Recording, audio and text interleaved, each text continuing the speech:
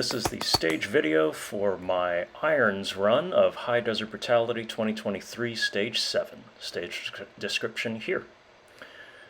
To begin with, the nuke launcher was more or less random chance. So in this case, it's pretty much just fire at where it seems likely and move on. Don't spend time on it.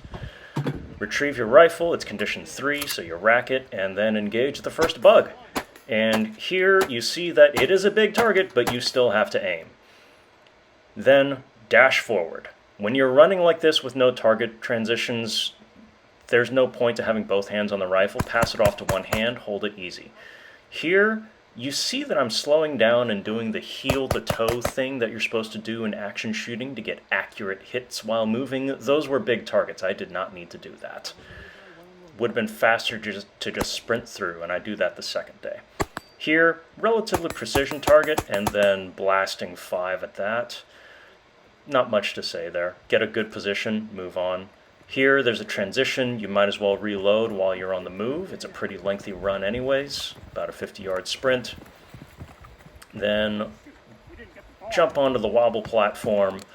I tested it beforehand. I could get relatively stable. You see there I had to flick the safety off. I am not used to having the safety on at any point with an AK during a course of fire, so I had to work on that. And you see here, I missed a couple times and then slowed down my cadence ever so slightly in order to get the clean hits.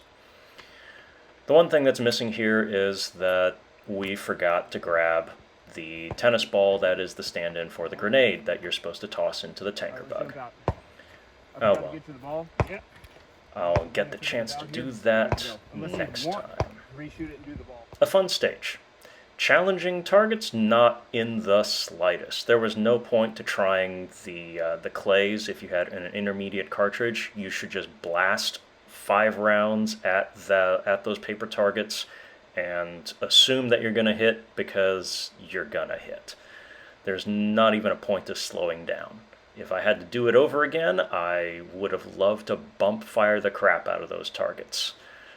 Then again, I also ended this day with 17 rounds, so maybe that would not have been a good idea. So that's Starship Troopers, a very fun stage to start off my entire match weekend with, and quite enjoyable to shoot, even if it wasn't all that taxing on anything. Stay tuned for Stage 8, Hamburger Hill.